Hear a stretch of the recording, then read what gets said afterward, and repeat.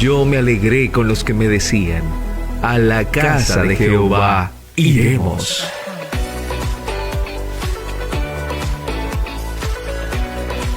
Todo lo que respira, alabe al Señor.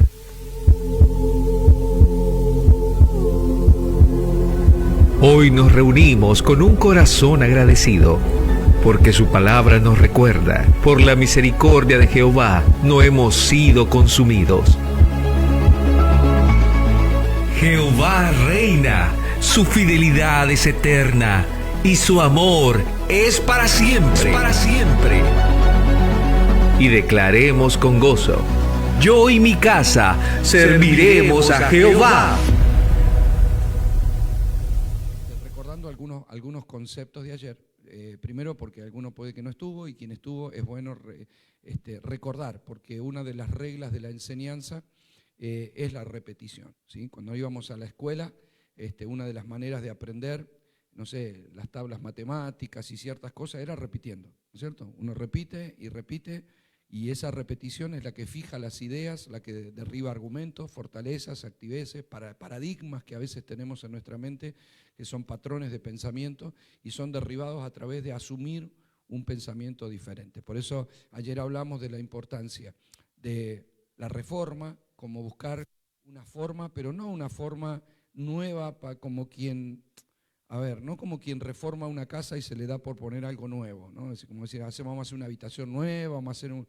No, una reforma buscando el diseño original de Dios. Por eso la convocatoria, y para mí es de mucha atención. Cuando se hace un evento y se pone un lema de convocatoria, yo presto mucha atención a eso, porque digo, bueno, eso lo puso Dios en el corazón, por algo el lema fue sin que yo lo decidiera, sino que los pastores consideraron el volver a los principios de la palabra. Por eso mi tema y por eso mi desarrollo con esto. Entonces, reforma no es para ser novedosos, ni para que la sociedad, porque ha cambiado en estos tiempos, cambie nuestros fundamentos. Los fundamentos de la palabra no deben cambiar. La forma en la que se ven, en la que por ahí interpretamos algunas cosas, sí se pueden modificar, sí se deben modificar, si no, no. La idea de la iglesia no es ser novedosos, ¿no? Ni adecuar nuestro mensaje a las demandas de la gente, sino poder ser sensibles a lo que Dios quiere decir y comunicar como Dios quiere que podamos comunicar. Derribar aquellas fortalezas o aquellas estructuras que nosotros humanamente a través de los años hemos puesto, porque ya tenemos la experiencia de que eso ha pasado en la iglesia. Por eso les hablé un poco también de la reforma del siglo XV, ¿verdad? Que venimos nosotros de una reforma. ¿Y por qué venimos de una reforma? Y porque el ser humano levantó estructuras que no eran de Dios. Entonces a alguien se le ocurrió poner ciertas demandas y cierta manera de interpretar las escrituras que hasta el día de hoy se ven reflejadas en un montón de cosas en el catolicismo de Roma. La culpa no es de la gente es víctima de las enseñanzas, pero nosotros sabemos que muchas de esas enseñanzas no se apegan a las escrituras, fueron agregados humanos, ¿sí? Entonces la reforma lo que hizo fue que los reformadores confrontaron a las autoridades de ese tiempo diciendo: esto no está en la Biblia, vamos a las escrituras, ¿no? Por eso solo escritura era la idea de la reforma, de poder decir, bueno, vamos a pegarnos a la palabra. Si no está en la palabra, no sé, la venta de indulgencias, que fue una de las 95 tesis de Lutero. Si esto no está en la Biblia y la gente no necesita comprar una indulgencia para ser salvo, y mucho menos para sacar a alguien que supuestamente hasta se fue al infierno, llegó un momento que ya vendían indulgencia del que se había muerto, ¿no?, a altos precios, pero si la firma del Papa estaba ahí, entonces esa persona podía ser salva, ¿no? Por eso se trató o se dijo que el Papa era el único vicario de Cristo, ¿no?, el único representante de Dios en la tierra, y que era infalible, es cátedra, o sea, era el único que no se equivocaba y que no tenía forma de equivocarse, que todo lo que él decía tenía la posibilidad incluso de cambiar las escrituras, ¿no? Eso generó en la iglesia del catolicismo en su momento mucho dinero, mucha recaudación de dinero, y Lutero planteó: si vos podés salvar gente con una firma, ¿por qué la vendés? Firma todo lo que firme y salva a la gente, pero la gente no se salva por una firma de un papa, sino que se salva por la obra de Cristo, ¿verdad? Entonces, ¿qué pasó? ¿Quién puso eso? Bueno, lo fueron poniendo en su momento. Por eso el Papa usó las 3 coronas en esa época, que era rey del cielo, de la tierra y del infierno. O sea, podía sacar gente del infierno, pero si no le pagabas, no la sacaba. ¿no? Y después se inventó el purgatorio justamente por eso. Entonces, es solo uno de los puntos, ¿no? Uno lo ve y dice, ¿a quién se le puede ocurrir? Bueno, pero en esa época era algo que nadie discutía, y discutirlo te podía llevar la acusación de hereje y te podían excomulgar primeramente, y después ya se pusieron a matar a personas, ¿no? Juzgarlos y torturarlos, y al grado de, a través de las distintas inquisiciones que hubo, matar. Entonces yo les dije, hay millones de cristianos protestantes y gente inocente acusada por distintas cosas, asesinados tan solo por tener un fragmento de la Escritura traducido a su idioma en esa época, cosa que no se podía hacer porque eran todas traducciones manuales, ¿no? hasta que vino el tiempo de la imprenta. La gente en esa época no sabía leer y escribir. Digamos, la gente realmente, los hombres, no las mujeres, pero los hombres de cierta jerarquía o cierto prestigio económico podían leer, pero la gente del campo y la gente...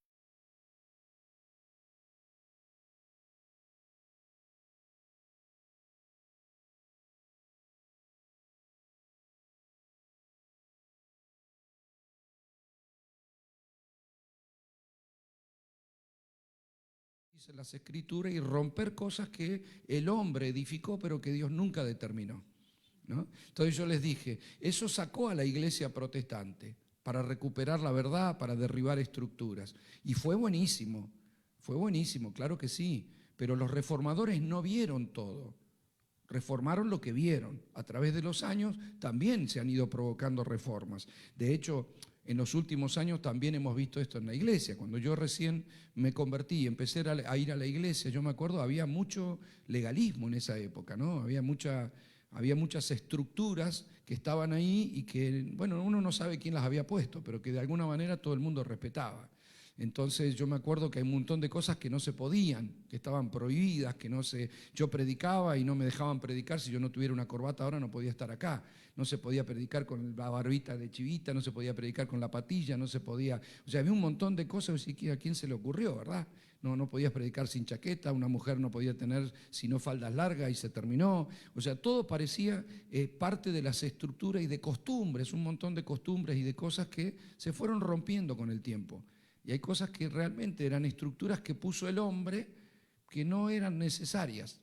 Vos podés seguir siendo santo y podés mantener la santidad verdadera, y no ciertas apariencias que no se dejan de ser solo estructuras humanas que apartó mucha gente de la iglesia, ¿no? Sin embargo, hubo gente que perseveró, le impusieron cosas y las aceptó. Entonces la iglesia ha pasado por muchas etapas. Y ha habido pequeñas reformas para cambiar cosas, para sacar lo que no es necesario, para corregir, en el grado de que nosotros hoy podemos tener distintas vertientes denominacionales y distintas líneas doctrinales, distintas líneas escatológicas y todo eso. Eso nos habla de que hay muchas diferencias en la iglesia, ¿no? Algunas muy importantes y otras no. Yo les decía ayer, las diferencias litúrgicas de que uno canta así, de que el otro es más carismático, el otro más volcado a la palabra, y algunas diferencias de doctrinas periféricas. Yo le llamo las doctrinas periféricas a aquellas doctrinas que no son fundamentales. Las doctrinas fundamentales no se negocian. Creo que todas las iglesias tienen el mismo concepto, ¿sí? Ahora, porque son fundamentales.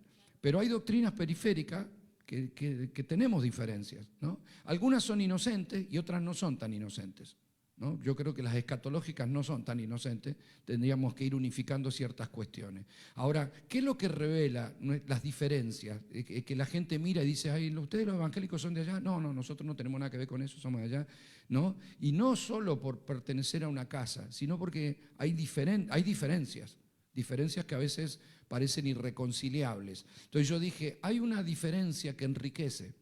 Ser diferente nos enriquece, y la gente puede elegir a dónde quiere ir cuando se trata de costumbres, de liturgia, de manera. Usted puede ir a una congregación, yo vivo de congregación en congregación, así que en algunas me puedo sentir más cómoda que en otro, me puede gustar más la música que en otro, me puede gustar más el ambiente que en otro, pero hay lugares donde diría, no, yo acá no me congregaría, ay, esta acá me encanta, esta casa me encanta, porque hay de todo, y es bueno que sea así. Porque la gente puede elegir. La gente dice, me gusta acá o me gusta allá, ¿verdad? Pero hay diferencias que no deberían existir y que debemos encontrar la tolerancia y la capacidad de ir pudiendo decir, bueno, a ver, si tenemos doctrinas diferentes, alguien debe estar equivocado, ¿no? Tenemos un solo Dios, una sola palabra, un solo espíritu, hay cosas. Entonces uno tiene que verificar, dice, ¿no seré yo? ¿verdad? No seré yo. Escuchar algunas cosas, escuchar algunos conceptos, rever, tal vez enseñanzas, porque yo les dije, nosotros somos el resultado de una impronta. ¿Qué quiere decir eso? Que nos sembraron, nos educaron de alguna manera espiritualmente, de la misma forma que nos educaron naturalmente, ¿no? Yo cuando voy a algunos países me dicen, ustedes es de tomar mate, pastor, porque los argentinos toman mate. Sí, le digo, a veces tomo mate. Por mis viajes casi no, me he acostumbrado más a tomar café, pero sí tomo mate. Algunos lados, como en Estados Unidos, me dicen, ay, qué asco. Chupan toda la misma bombilla, qué asco, no sé cómo pueden hacer semejante barbaridad. Es que nosotros nos criamos en eso. Desde chiquitito para mí eso fue normal. Como fue normal aprender el castellano, ¿verdad? Mientras que otra persona, vos lo ves en otro país con una cultura muy diferente, que aprende un idioma muy extraño para nosotros y que tiene costumbres, ¿no? Si fuéramos todos chinos, estaríamos todos sentados en el piso con las patitas. Ellos tienen sus costumbres, tienen su forma, su idioma, su escritura y su cultura, ¿verdad? Y uno dice, wow, yo no me podría adaptar a eso. A algunos les gusta, a otros no. Pero no somos culpables, somos víctimas de lo que nos sembraron. Así como nos pasa en lo natural, nos pasa en lo espiritual. Vamos a la iglesia a la que nos invitaron, algunos han cambiado de un lugar a otro, pero todos hemos sido formados. Incluso todos los que llegamos al pastorado, a tener un liderazgo, a tener un ministerio, uno de los 5 dones de ascensión que plantea Efesios 4:11, todos hemos estudiado en algún instituto bíblico, todos hemos tenido profesores que pueden estar equivocados también. O sea, ¿verdad? Entonces todos creímos, todos abrazamos una enseñanza, dijimos, a ver, vamos por ahí. Pero lo que pasa es que llega un tiempo en donde las presiones que estamos viviendo a través del sistema, en un mundo volátil, en un mundo en el que está habiendo un cumplimiento profético de los tiempos finales, en un mundo en donde estamos viendo cosas que no se habían visto antes, en una generación que ha provocado un salto y un cambio tecnológico y de avance que nosotros, los que tenemos cierta edad, lo hemos vivido y esto no se había vivido durante muchísimas generaciones, diría nunca antes. Es decir, las generaciones antiguamente, ya desde nuestros abuelos para atrás, nacían a caballo y morían a caballo. O sea, toda una generación sin avance, sin celular, sin televisor, sin nada. Nacían a caballo, mi abuelo era recero, llevaba caballos de un campo a otro, nació a caballo y murió arriba del caballo, ¿verdad? O sea, era la gente, nacía así y moría así por generaciones. ¿No? Nosotros vivimos en una generación que empezó a ver un cambio tecnológico y superó la ciencia ficción de nuestra niñez. Es decir, yo miraba películas blanco y negro que hablaban de viajes, los astronautas, y eran unos tipos vestidos de plástico así, ¿no? Y todo lo que vos veías en esas películas hoy te causa gracia. Vos decís, ¿cómo nos podía gustar esto? Porque en esa época era wow, ¿no? Nos habló un plato volador, subía a una nave espacial, pero todo parecía de plástico y de juguete, ¿no? Uno lo mira hoy y dice, ¿cómo puede ser que nos creímos eso y nos mirá qué interesante? Porque la verdad superó, pero ampliamente, la realidad superó ampliamente la ciencia ficción. O sea, alcanzamos más rápido nosotros todo lo que alguno se atrevió a imaginar, ¿no? Una comunicación virtual o una pantalla. Hoy en día no nos sorprende nada. Hoy nos acostumbramos, nacimos en una generación sin celular y hoy vos le contás a un niño que nosotros no teníamos celular y se ríen. No entienden, en su cabeza no entienden que no había celular o que teníamos un televisor blanco y negro, que antes escuchaban las novelas en una radio. O sea, qué aburrido, qué ridículo, ¿no? Pero para los niños, para nosotros fue una generación que saltamos de un cambio tecnológico a donde ya la mente ya no sabemos qué pensar, porque ya podemos creer cualquier cosa. ¿Verdad? Ya no nos sorprende. En este año se han hecho millones de robots en China ya para que sirvan en los hogares como sirvientes, robots que son funcionales, que son como personas, que se mueven, que limpian, que hablan, que ya hay robots que conducen, o sea, eso lo veíamos en las películas, hoy es normal, ¿no? Eso cambió la geopolítica a nivel global.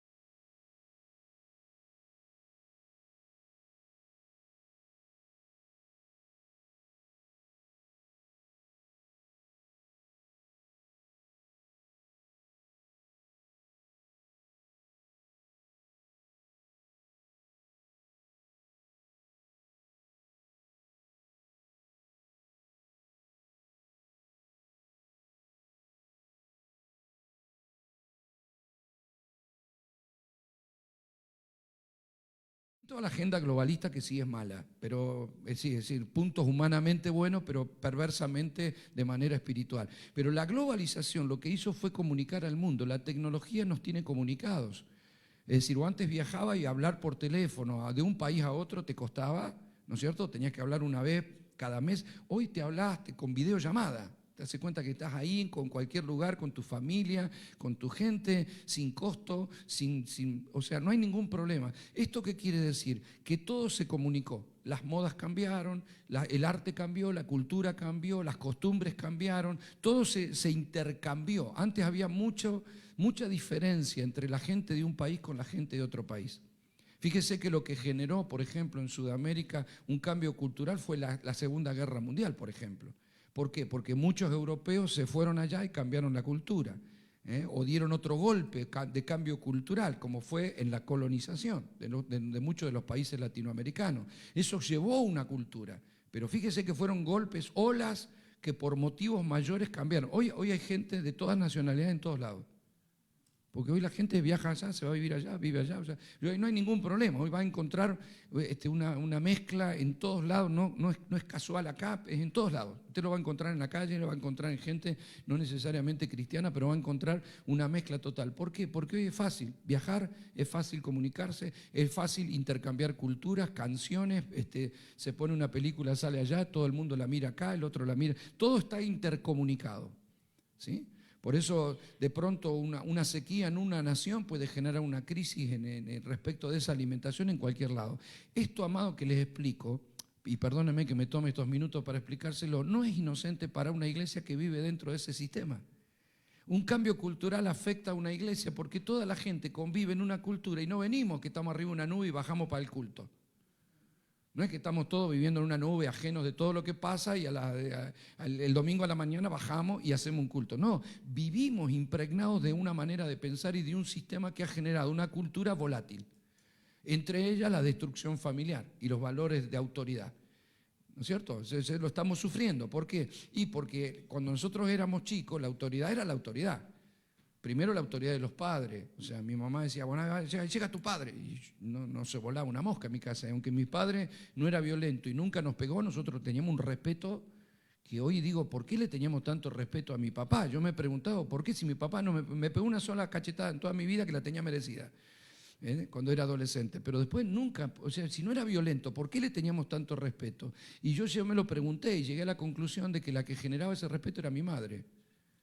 Porque mi madre respetaba de tal manera a mi padre que nosotros nos dábamos cuenta que pensábamos que era así. O sea, debe ser que sea así. No es que ni siquiera lo impuso. El verlo simplemente lo copiamos y lo respetábamos. Ahora, eso pasaba en todos lados. Pasaba en la escuela, llegaba la maestra y si viene la maestra, y todos quietitos así, todos calladitos porque vino una... O sea, hoy en día los pibes, viene la maestra, se cuenta que entró una mosca, le da lo mismo. Todos siguen gritando, todos siguen... Porque algo cambió. Cambió la cultura, cambió la autoridad, los padres ahora creen que son amigos de los hijos y han perdido su rol de padre, su autoridad de padre, a la juventud le da lo mismo, la policía, los soldados, los políticos, no hay un descrédito de toda autoridad y le importa nada. En otra época la palabra de un cura o la palabra de un pastor podía definir el destino de una familia, ahora no importa nada, decirte una cosa y... Ah, sí, no, dijo, pero yo voy a hacer otra cosa. Esa ruptura de la autoridad, ahora lo vamos a ver, ¿por qué afecta tanto a la iglesia? Porque la iglesia vive inmersa de esta cultura. Hace unos años atrás, cuando yo iba a la iglesia, no es que no había niños en la iglesia, había, pero se quedaban quietitos al lado de la mamá. Ahora anda a tenerlos quietos, necesita un salón especial para ponerlos ahí. Allí en donde vivo yo, las maestras jardineras de la ciudad están todas con psicólogos, porque dicen que los niños no le obedecen, no saben qué hacer. No tienen forma, y son niños de jardín de infante.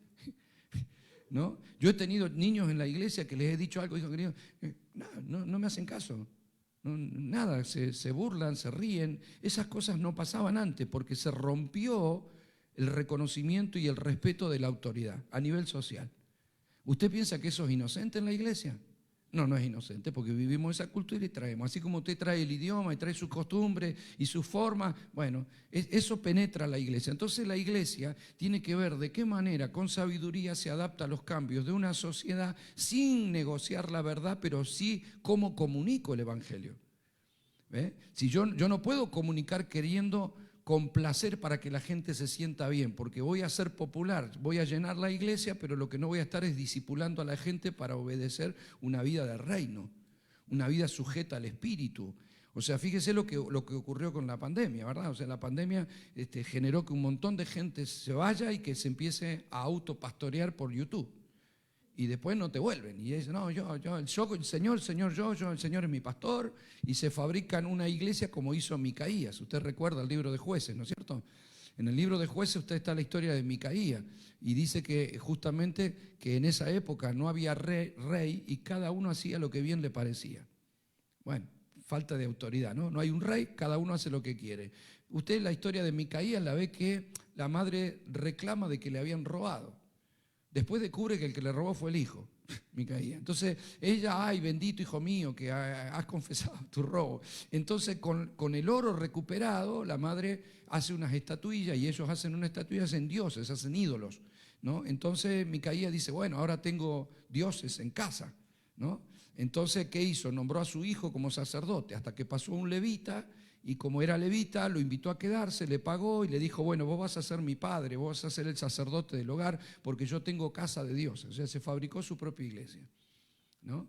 Entonces dice que le pagó al levita y unos versículos después dice que ese levita era como su hijo. O sea, fíjese, o sea, le dijo, serás mi padre, pero lo tenía como hijo, porque como era el que le pagaba, al final hacía lo que quería. Entonces mucha gente hace lo mismo, se fabricó su iglesia, tiene casa de dioses en casa, participan, hacen su Santa Cena, yo con un montón de gente hacen su Santa Cena en la casa, no van a las reuniones, escuchan al predicador que les gusta, dan los diezmos donde hay alguna necesidad, se lo dan ahí a alguien. Entonces ellos dicen, yo y Dios, nosotros con Dios estamos bien, no vamos a la iglesia. O sea, todo esto es el resultado de una cultura que se está viviendo. Entonces fíjese que antes, cuando una iglesia compartía una doctrina, una manera de enseñar o un discipulado, la gente que escuchaba solo a su pastor. No había forma, porque incluso ir a otra iglesia, a otro culto, era casi pecado. No te dejaban ir a otra iglesia o andar el domingo en un lado, el domingo no. Cada cual se quedaba, era visto como algo malo, ¿verdad? Entonces, cuando el pastor invitaba a alguien, a un predicador, invitaba a un predicador de su propia denominación. Yo hoy en día, por ejemplo, voy a distintas denominaciones de las que se le pueda ocurrir. En esa época no. Un bautista no iba a invitar a un pentecostal a la iglesia, o sea, era cada cual y su línea, Bueno, hoy en día eso se ha roto, pero ¿por qué se rompió? Y porque las paredes cayeron. O sea, cuando alguien invitaba a alguien de tu denominación, ¿y qué escuchaba? Lo mismo que te predicaba el pastor, ¿qué va a escuchar otra cosa? Si estudió en el mismo instituto bíblico, era todo igual. Ahora, claro, la gente hoy en día escucha en YouTube lo bueno, lo malo, lo que es, lo que no es, escucha. Entonces vos querés discipular a la gente con una línea de pensamiento y la gente se disipula.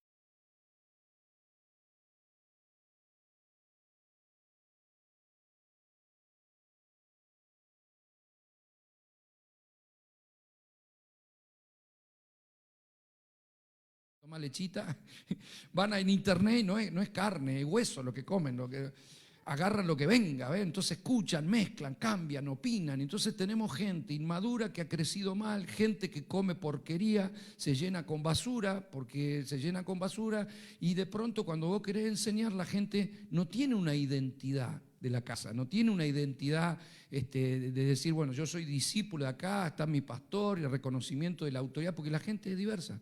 Hace poco fui a una iglesia en donde una hermana, delante del pastor, me dice que ella escuchaba a determinado predicador por YouTube. No está mal, bueno, dice, pero para mí ese es mi pastor.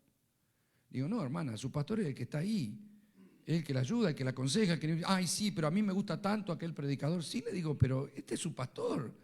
Ah, bueno, sí, pero bueno, yo lo escucho al otro. Digo, sí, qué feo, porque...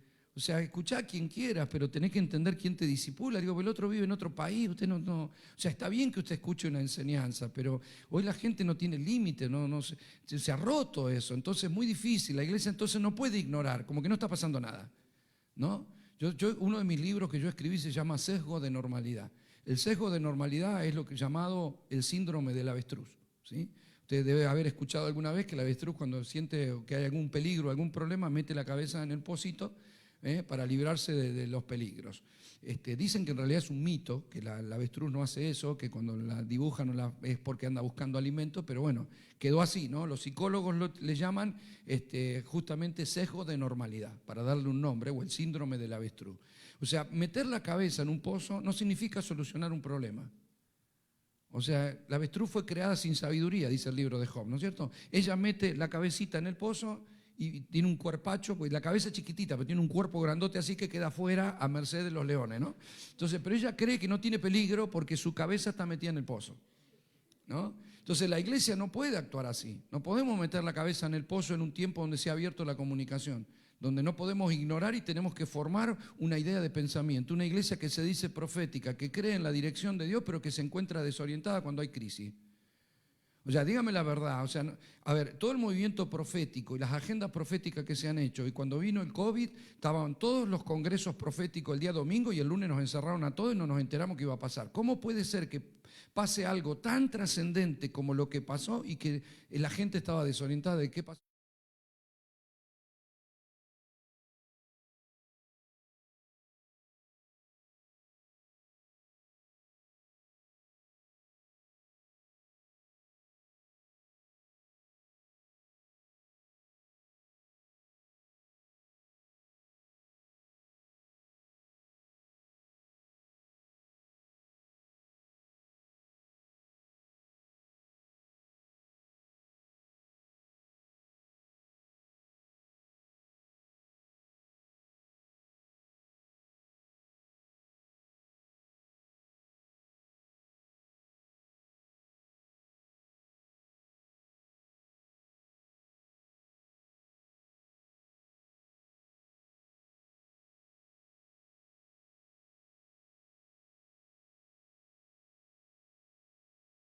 No solo nos enfoquemos en los versículos bíblicos, sino podamos leer el mundo en el cual estamos trabajando. O sea, la gran virtud de la iglesia del primer siglo, no solo que entendió las escrituras que las tenía escasamente, porque la escritura la conocían los judíos, no los gentiles. Y encima las cartas apostólicas no eran que pasaban por imprenta. Dice los hermanos, salió una nueva carta apostólica, primera de Corintios, ahora la tenemos todo. No había imprenta. Así que la carta de Pablo la tenía, de que le escribió a Timoteo, la tenía Timoteo. Y si Timoteo se la mostraba a alguien, bueno, pero si no la carta era para Timoteo. Y se terminó el asunto. Gracias a Dios que Timoteo no la leyó, la rompió y la tiró, sino que la guardó, la recuperaron y después fue parte de la escritura. Pero si no, no había más. Sin embargo, la iglesia del primer siglo tuvo la capacidad de leer el sistema.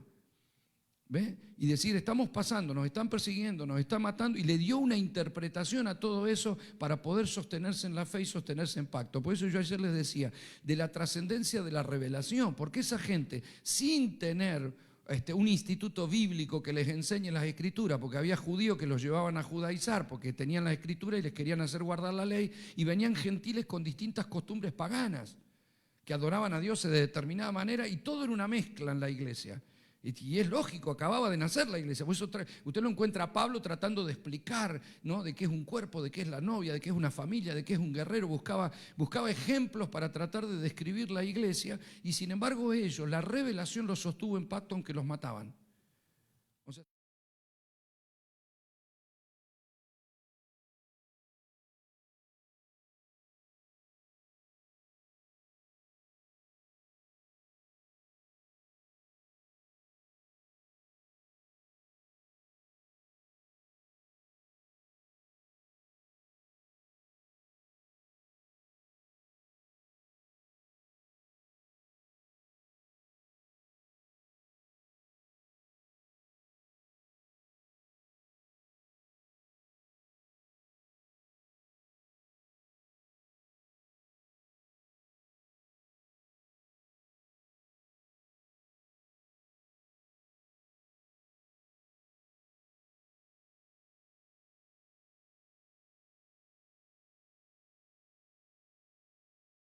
entonces yo digo, un técnico de fútbol hace lo mismo con su equipo, ¿o no? Antes de salir a la cancha, vamos a ganar, ustedes son buenos, vamos a salir campeón, y les motiva y salen, y todos salen así. Salimos que nos comemos. Si al minuto 1 le meten un gol, ya se entran a mirar todo como si nos metieran un gol. Cuidado, cuidado por allá, cuidado por allá. Minuto 10, otro gol. Minuto 20, otro gol. Primer tiempo, 5-0 vamos. ¿Sabe cómo vuelven esos al vestuario? Perdieron toda la motivación. Entonces, ¿qué es lo que quieren esos jugadores? Que termine el partido. Ya, esto no lo revertimos más, que termine, que no nos hagan 7. Ya, pues decir 5 y vamos a casa. ¿Ah? Es decir, ¿por qué? Porque cambió la manera de pensar tan solo con una pequeña adversidad.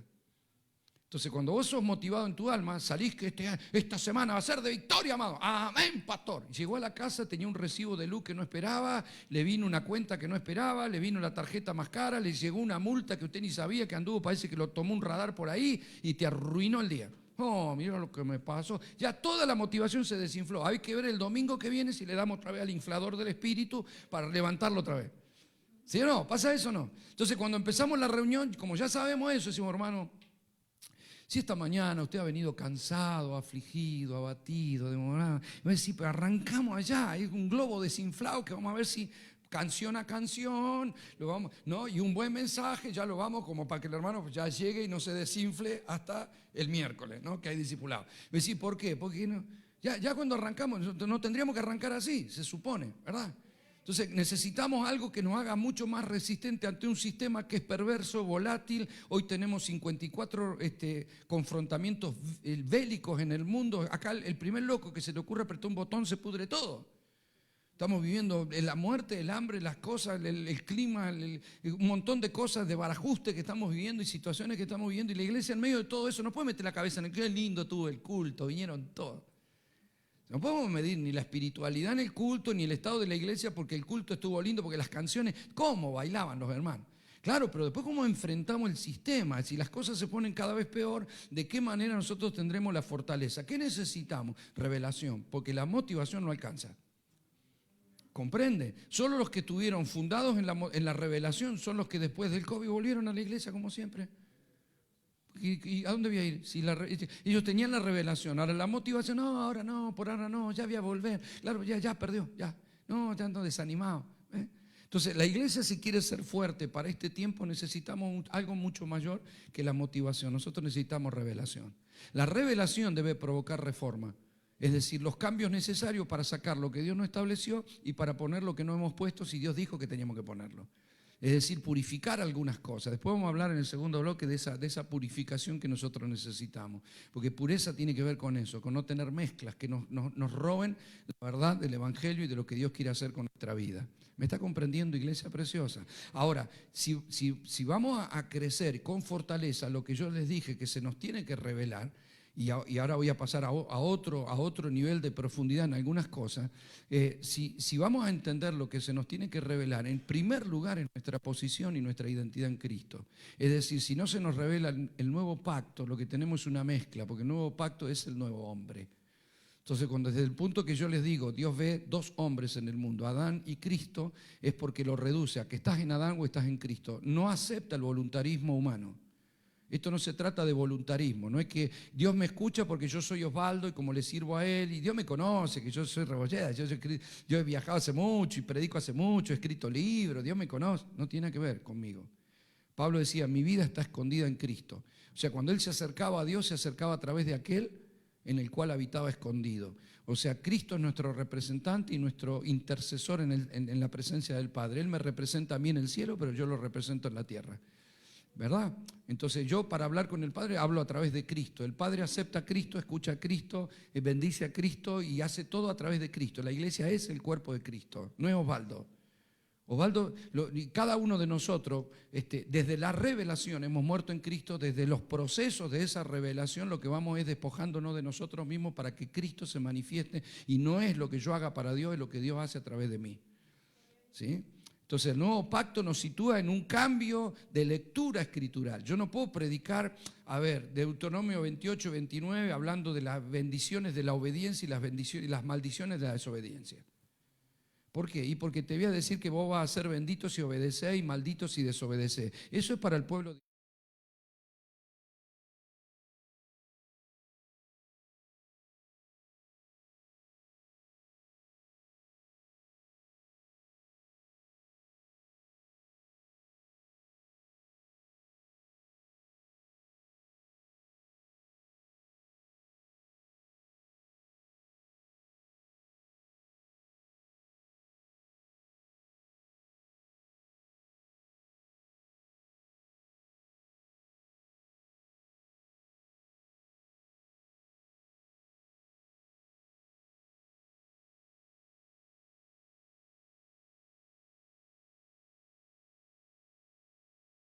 justificación es por vida, no es por enseñanza y no es por acuerdo mental. ¿Sí? La enseñanza produce revelación de quién soy y por causa de quién soy produciré. Pero vivir en Cristo desde la revelación te mete en la gracia porque Él es la gracia y Él es el que nos sostiene en pacto. Cuando yo creo que me voy a salvar por mi esfuerzo, estoy poniendo a menos la gracia del Señor. Ahora, que yo me esfuerce, que yo sirva, que ore, que todo, sí, pues eso no es para salvarme, es porque soy salvo. No es para ser santo, es porque soy santo. En el antiguo pacto el Señor le decía, sed santo porque yo soy santo. Y el resultado era muerte. En el nuevo pacto te vuelve a repetir el mismo versículo. La diferencia es que te otorga la santidad. Nos santificó, nos limpió de todo pecado con la sangre de Cristo y nos otorgó la santidad. Ahora, sujeto a la vida del Espíritu, voy a vivir ¿cómo? En santidad. ¿Y qué voy a producir? Frutos espirituales. Y si me equivoco, abogado tengo para con el Padre, Jesucristo es justo, que me vuelve a sostener en la gracia del Señor. Lo cual no es licencia para pecar, sino que es lo que nos permite sostenernos en pacto ante las debilidades de todavía tener un cuerpo de muerte y un alma en proceso de libertad. ¿Me está comprendiendo, iglesia preciosa? Entonces el nuevo pacto es revelacional. Si yo todas las escrituras no la paso por la cruz, no la voy a tener en el nuevo pacto. Entonces todas las historias, porque toda la escritura es útil para redarguir, corregir e instruir en justicia, pero necesito pasarla por la cruz. ¿Ve? Si usted se va al Salmo 1, que la mayoría de las personas conocen de memoria, por ejemplo, para darle un ejemplo, ¿no? Pero ahí nos habla del bienaventurado. ¿Y quién es el aventurado, el bienaventurado? Póngame en la pantalla si tiene el Salmo 1 para que lo lea, por favor, la gente. La mayoría lo conoce de memoria porque es el primero que usted, el día que decide aprender los salmos de memoria, arranca por el 1. Después ya no llega al 2, pero el 1. Entonces dice, bienaventurado el varón que no anduvo en consejo de malos, ni estuvo en camino de pecadores, ni en silla de escarnecedores se ha sentado. Sí, pasemos al siguiente. Sino que en la ley de Jehová está su delicia y en su ley medita de día y de noche. Siguiente, por favor. Será como el árbol plantado junto a las corrientes de las aguas que da su fruto a su tiempo y su hoja no cae y todo lo que hace prosperará. Volveme al 1, por favor. Volveme al 1. Quiero que entienda esto. Cuando yo le predico este salmo, vamos a predicar este salmo esta mañana. O volvemos al principio de la palabra, pero vamos a predicar. Yo le predico este salmo. Bienaventurado el que no anduvo en consejo de malo. Yo le digo que no hay que andar en consejo de malo. Porque usted tiene que ser bienaventurado. Aparte quiere ser como un árbol plantado junto a las corrientes de las aguas que da su fruto a su tiempo y lo que hace prosperará. Entonces, para que prospere, usted no tiene que andar en consejo de malo, no tiene que andar en camino de pecador. Pero ¿sabe cuál es el problema? Es que a la hora de confrontar nuestra vida, decir, ¿quién no escuchó un consejo malo? Todos. ¿Quién no anduvo en camino de pecadores? Todos hemos sido pecadores. ¿Y quién no se sentó en silla de escarnecedores? Todo, excepto ¿quién? Ahora ve a Cristo en el Salmo 1 y dice, bienaventurado el varón que no anduvo en consejo de malo, Cristo. Que ni estuvo en camino de pecadores, Cristo. Ni en silla de escarnecedores se ha sentado, Cristo. ¿Quién es el árbol plantado junto a las corrientes de las aguas que da su fruto a su tiempo y su hoja no cae? Cristo. ¿En quién está usted? En Cristo. Por lo tanto, lo que hace prosperará si permanece en Él, porque apartado de Él nada podemos hacer. San Juan 15:5. ¿Me comprende? Entonces, si yo no encuentro, yo lo que quiero que usted entienda, amado, es que si yo no encuentro a Cristo en las Escrituras, me voy a frustrar, porque todo esto queda responsabilidad mía. Usted quiere que prospere, hermano, entonces tiene que ir, dale. No, eso lo voy a hacer por naturaleza, pero yo ya llegué ahí, si no, siempre depende de mí. No depende de mí, depende de Cristo. Lo que es mío es entrega, es muerte al yo, es renunciamiento a mí mismo y crea dependencia. Jesús dijo en San Juan 15:5, apartado de mí, nada podés hacer. Ahora, por ejemplo, hay otro salmo, ¿no? Que dice, ¿quién subirá al monte de Jehová? El limpio de mano y puro de corazón. Claro, te predicaban que había que limpiar el corazón y había que limpiar las manos. Y usted, ¿cuándo subiré al monte? Ahora fíjese desde la revelación del nuevo pacto. El monte es la iglesia. Monte en la Biblia siempre fue gobierno. Monte no es el cielo donde vamos a ir a vivir arriba, se lo dije ayer, ¿verdad? Ahora, monte siempre está ligado a la autoridad, está ligado a la iglesia es el monte de Dios. ¿Quién subirá al monte de Dios? Y nosotros, el limpio de mano y puro de corazón, los que fuimos limpiados por la sangre de Cristo y que nos han dado un corazón nuevo.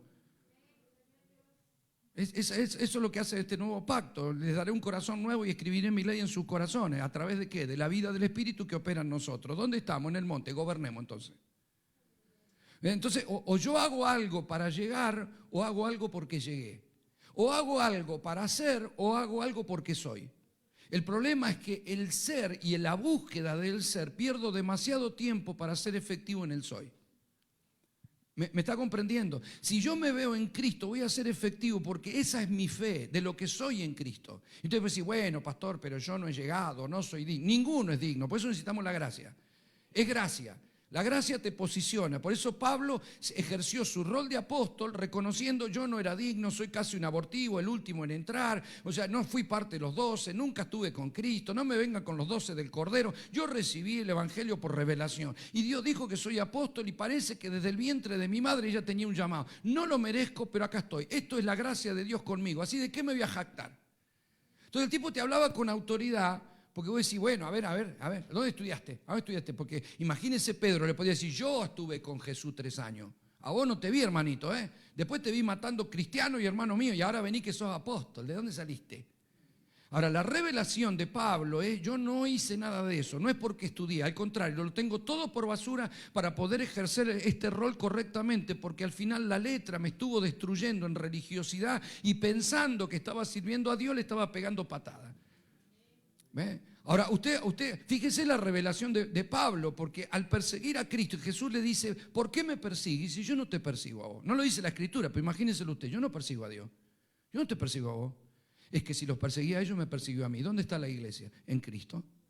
Le pego a la iglesia, ¿a quién le pego? A él, porque dura cosa te dar patadas contra tu aguijón, estás pegando equivocadamente. El tipo se da cuenta que después de toda su teología va en contramano. Ahora, cuando se le abre el entendimiento por revelación, Pablo corrige y dice, yo no soy digno, tal vez soy el último, tal vez un abortivo, tal vez no merezco, pero Dios me llamó y Dios me puso para que sea apóstol entre ustedes. Entonces te suelto una palabra apostólica con autoridad. ¿Ve? Eso significa dejar de pensar y sentirte menos y no soy digno porque todavía no estoy listo, porque todavía no hice, porque todavía no merezco. Amado, si fuera por hacer, por merecer y por no, nada, nadie. Esto es Cristo el que merece. Cristo es el árbol que está junto a las corrientes de las aguas, que da su fruto a su tiempo y su hoja no cae y todo lo que hace prosperará. Ahora, ¿qué me implica eso a mí? ¿Qué me implica? No solo la revelación del nuevo pacto, porque esto, a ver, yo se los dije ayer, el todo lo puedo en Cristo que te fortalece, usted está bueno y está ahí y es vigente. Lo que usted no puede sacarlo de contexto. No solo en el saber por qué fue que Pablo lo escribió, sino cuándo esto es funcional a mi vida. Yo no puedo nada que se me ocurra a mí porque se me ocurre, porque estaré tentando a Dios, y Jesús no aceptó eso cuando Satanás lo quiso hacer tirar del pináculo del templo. Y Jesús no lo dice la Escritura, pero usted se da cuenta que la respuesta fue esta. Si el Padre me dice, yo me tiro de cualquier techo, pero si me dice el diablo, no. Yo no estoy para hacer mi voluntad. Jesús decía, yo estoy para hacer la voluntad del que me envió. Para esto he nacido, para esto he venido, para hacer la voluntad del que me envió. Por lo tanto, lo que hablo, lo hablo porque el Padre me dijo que lo hablara. Eso lo convirtió en un embajador del Padre de tal manera que si me ha visto a mí, lo has visto al Padre. O sea, la iglesia tiene que aprender de Cristo porque de eso se trata el misterio que Pablo habló. Mire, acompáñeme por favor al libro de Efesios capítulo 3, verso 8. Mire cuál es la postura, la actitud del apóstol Pablo ante esta revelación que él había recibido de la iglesia y de quién era. Dice, a mí, verso 8, Efesios 3:8, a mí que soy menos que el más pequeño de todos los santos. Mire, soy menos que el más pequeño de todos los santos. Me fue dada esta gracia de anunciar entre los gentiles el evangelio de las inescrutables riquezas de Cristo. No dice si lo merezco, que yo estudié en el instituto no sé cuánto, no. Y de aclarar a todos, fíjese, yo decía, bueno, pero este es un orgulloso, ¿quién es este para aclarar a todos? Dice, ¿cuál sea la dispensación del misterio escondido desde los siglos en Dios que creó todas las cosas, para que la multiforme sabiduría de Dios sea ahora dada a conocer por medio de la iglesia a los principados y potestades en los lugares celestiales, conforme al propósito eterno que hizo en Cristo Jesús nuestro Señor? Esto que acaba de tirar Pablo es una bomba atómica espiritual. Pablo dice que hay un misterio que fue escondido por Dios durante siglos. No es que lo escondió un poquito, no, siglos, que Dios esconda algo durante siglos. Permitió el Señor que haya un dejo de luz en algunos lados proféticamente para quienes Él quisiera le revelaba un poco qué es lo que estaba ahí. Sin embargo, Pedro, no Pablo, sino Pedro en su carta dice que los profetas indagaron diligentemente qué tiempo y qué gente iba a recibir lo que ellos estaban escribiendo, y el Señor le dijo, no es para ustedes. Y Pedro dice, es para nosotros, que nos fue dada la administración de esta gracia. Lo que dice Pablo es, durante siglos acá esto estuvo escondido, hay un misterio, y yo vengo a aclarar cuál es ese misterio, ¿no? Entonces, él se atribuye un rol extraordinario. ¿Por causa de qué? De la revelación. Pablo dice, el Evangelio yo lo recibí por revelación, ¿no?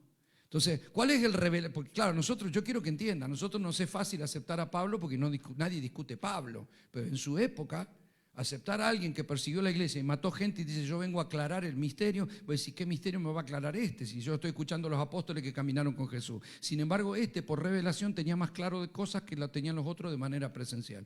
¿Por qué? Porque los 3 años que tuvieron con Jesús fueron años de inconverso. Esa es la verdad.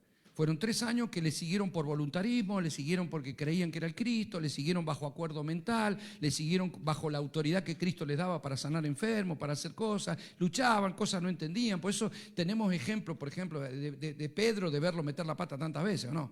Y Pedro dijo, el Señor lo corrigió, y de pronto le dice, apártate de mí, Satanás, y después le dice a los discípulos, Marcos 9, ¿hasta cuándo los he de soportar? Me dice, pero ¿y por qué pasaba eso? Y porque él era el buen pastor, pero a veces se cansaba de estar rodeado de gente que no lo entendía. De hecho decía, yo hay cosas que no se las explico porque no las van a poder sobrellevar. Cuando venga el Espíritu Santo les va a recordar todas las cosas que yo enseñé y les va a explicar lo que ustedes ahora no entienden. ¿Por qué? Porque él habló en una dimensión en donde todavía no había ido a la cruz. Solo después de la resurrección se aparece a los discípulos, les sopla el Espíritu, en Juan 20 están pescando otra vez, y en el Pentecostés fue lleno del Espíritu Santo. Entonces Pedro, que no entendía nada y que había negado al Maestro, se para, predica, menciona una revelación de Joel, fíjate cómo se le destraba en la escritura, en la cabeza a Pedro, predica sobre Joel y se convierte en 3.000 personas. Predica otra vez, se convierte en 5.000 personas. La gente se sanaba con su sombra. La gente, o sea, Pedro entra en una esfera de revelación por causa del Espíritu, pero Pedro era Pedro. Entonces, fíjese lo que hace Pedro. Se toma de su conocimiento y ya, o sea, en Hechos 2 es lleno del Espíritu, y en Hechos 3 lo que está diciendo el tipo cuando le pregunta, ¿y qué tenemos que hacer para recibir lo que dice? Bueno, arrepentíos, bautícese y recibirá la promesa del Espíritu Santo. Claro, pero eso es hasta que Dios dijo, Pedro, estás equivocado. Usted lo puede tomar como doctrina, pero cuando tuvo que ir a ver a Cornelio, usted recuerda lo que pasó. Él estaba en su casa esperando que le comer y dice que tuvo una visión, que bajó unos animales, ¿se acuerda? Y le dijo el Señor, Pedro, mata y come. ¿Y qué le dijo Pedro? No. El Señor le dice, Pedro, mata y come. No. Pedro, mata y come. No, nunca he comido. O sea, ¿cómo le vas a decir que no a Dios? Vos podés ser el súper ungido, vos podés sanar a la gente con la sombra, vos podés haber abierto 3.000 iglesias. A Dios no importa nada. Si te dice, come, ¿qué es? Claro, hay algo que Pedro todavía no había entendido, ¿verdad? O sea, si Dios no le podés decir que no, y no llames inmundo lo que yo limpié. O sea, vas mal, Pedrito, estás en contra de lo que yo estoy haciendo. Vos estás diciendo que está inmundo lo que yo digo que está limpio. Y fue a la casa de Cornelio, pero no fue solo, se llevó a los de la reputación. Es decir, se llevó al equipo de los judaizantes a ver si vamos a controlar, porque estos son todos gentiles, a ver si nos contaminamos, porque ellos ni entraban a la casa, de pronto vamos a tener que entrar a la casa de Cornelio. Pedro estaba predicando y dice que estando Pedro predicando, el Espíritu descendió y los que estaban ahí empezaron a hablar en lengua y luego fueron bautizados, ¿sí o no? ¿Ves que Dios le cambió el orden? Esta gente todavía no se había arrepentido porque no había cambiado su manera de pensar, todavía estaba escuchando un mensaje y en pleno mensaje hablan en lenguas llenos del Espíritu, todavía no se habían metido al agua, porque Dios hace como se le da la gana, no como Pedro dijo que había que hacer. Pedro estableció un orden, porque los hombres enseguida establecemos reglamentos. No, esto es así, te va a bautizar, primero curso, bautismo, después ropa blanca, después en el río, después... A ver, para Dios no hay esas cosas, son unas cuestiones nuestras. Usted puede tener todos los cuidados que usted quiera, usted puede estar 5 años con una persona preparándolo para bautizarse, se bautizó y a los 2 meses no viene más. No,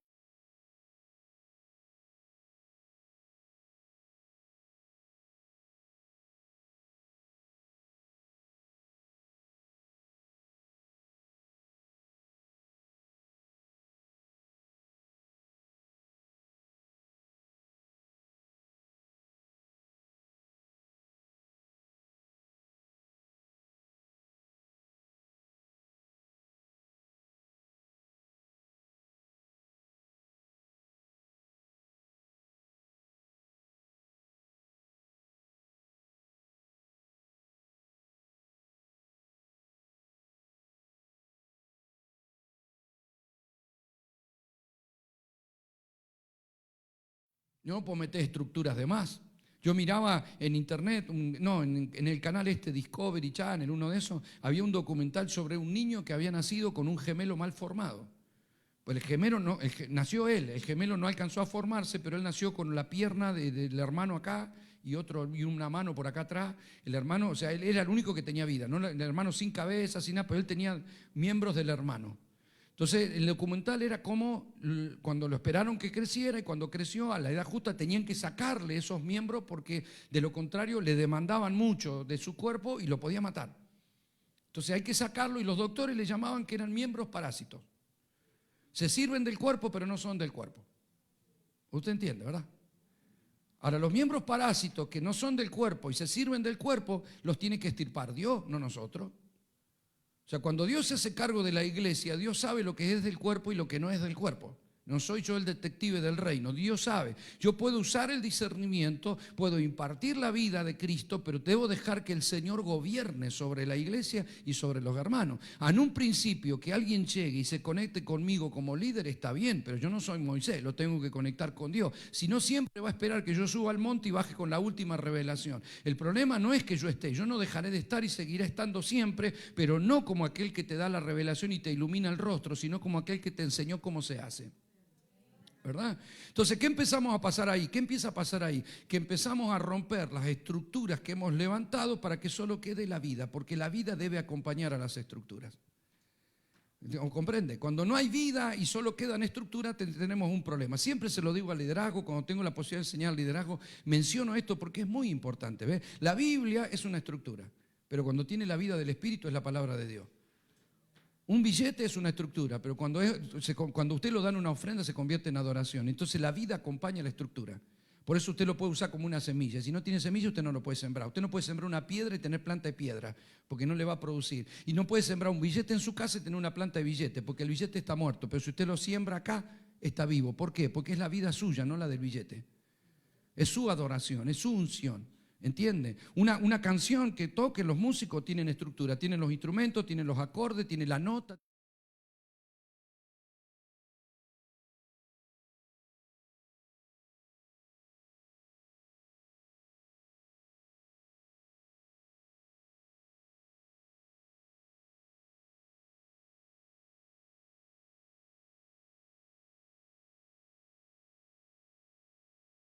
Cristo fue anunciado, fue profetizado, fue figurado. Vos lo encontrabas en figuras, lo encontrabas en figuras de cosas, en elementos, en gente, en el tabernáculo. Lo encontrás por todos lados la figura de Cristo. Pero no había nacido. Entonces Pablo dice, este misterio se tiene que revelar. ¿Por qué? Porque después de siglos Juan el Bautista empezó a predicar reino. Nuevo pacto te introduce al reino porque el nuevo hombre es rey. Si ya no se te revela el nuevo pacto, por más que hables de reino, nunca vivirás reino. Pero esto es un problema que la iglesia también tiene que ajustar como principio. ¿Por qué? Y porque hay gente, por ejemplo, que enseña que el reino, vos entras al reino cuando te morís. Pero el problema es que quiere decir que no tenés un rey ahora. Vos al rey lo vas a conocer cuando te morís y ahora con quién vivís. ¿Sos rey o vas a ser rey el día que te muera? Y eso, o sea, la palabra reino es la palabra basileia, significa gobierno. Decir que yo voy a entrar al reino cuando me muera es como decir, a mí Dios me va a gobernar cuando me muera. Ahora no. Ahora no. Cuando me muera sí. Claro, que voy a acceder a lo perfecto, claro, sí, porque Dios me va a dar un cuerpo eterno, porque es necesario que esto mortal se vista de inmortalidad y entonces en la primera resurrección de los muertos recibiremos un cuerpo glorificado y dejaremos de pelear con un cuerpo de muerte. Pero ya, ¿cuál es nuestra intención? Que el Señor nos gobierne. Yo quiero vivir bajo su gobierno. El mundo entero está bajo el maligno, la iglesia está bajo el gobierno de Dios. Esa es la idea. Nosotros pertenecemos a una nación que tiene un rey y obedecemos a nuestro rey. Y él es nuestro rey. El sistema le puso corona de espina. Nosotros le ponemos la de verdad. Nosotros no nos inclinamos a él para burlarnos. Nosotros lo escuchamos y obedecemos a nuestro rey. Entonces no podemos decir, rey, que yo voy a entrar al reino cuando me muera. Tampoco puedo decir que el reino solo vendrá a ser establecido cuando venga Cristo como rey. No, cuando venga él vendrá a la plenitud del reino porque nosotros vamos a resistir hasta la venida del rey. Entonces estamos esperando a nuestro rey, queremos que ponga al mundo de rodillas, a todos los corruptos, a todos los perversos, a todos los narcos, a todos los políticos corruptos, a todos los que han hecho mala administración, a los que se creen y hoy en día gobiernan a través de los lineamientos satánicos. Cristo va a venir y va a juzgar, va a venir con ira y va a poner de rodillas a todos los perversos, porque toda rodilla se doblará y todo ojo verá la gloria del Señor cuando venga y toda la tierra será llena de la gloria del Señor. y vamos a gobernar con Cristo en la tierra. Va a pasar. Entonces todos queremos ver eso, porque estamos cansados de ver la injusticia, porque convivimos con el hambre, con la angustia, con la tristeza, con la desilusión, con la vejez, con la muerte. O sea, cada vez que vos te mires en el espejo y veas que te estás envejeciendo, te tiene que indignar de saber que todo eso ocurre por causa del pecado. No porque estoy pecando envejezco, no, porque la humanidad va a cambiar. Esto es un cuerpo de muerte porque es causa del pecado. No era el diseño de Dios. Entonces cuando conviví, usted va a pasear a un bosque, anda en un bosque hermoso y usted encuentra unos árboles frondosos y hermosos y al lado un tronco seco y muerto. ¿Por qué? Porque convivimos con la muerte. Tenés un perrito que lo amás, lo cuidás y sabés que se te va a morir, vas a sufrir, porque vivimos entre el nacimiento y la muerte, la vida y la tristeza, porque así es el sistema, porque todavía no está la plenitud de Dios, pero cuando venga el Señor se terminará la vejez, se terminará la muerte, se terminarán los remedios, se terminarán los laboratorios y se terminará un montón de cosas que hoy gobiernan el sistema. ¿Comprenden? Entonces hasta que esperemos lo perfecto y hasta que lo perfecto, nosotros avancemos en lo que tenemos. No vivo en resignación y bueno, suframos hasta que venga de una vez por todas y nos saque de esta manera. No, amado, nosotros, a ver, la tierra y su plenitud le pertenecen a nuestro Padre, nosotros somos herederos. O sea, el mundo gime esperando la manifestación y la libertad gloriosa de los hijos de Dios porque el mundo va a ser redimido. El hecho de que el mundo cambie, que va en tierra nueva y cielo nuevo, es un campo de redención, igual que nosotros. Somos nueva criatura, pero Dios no nos explotó, sin embargo nos pasó por la cruz. Lo mismo pasará con el sistema.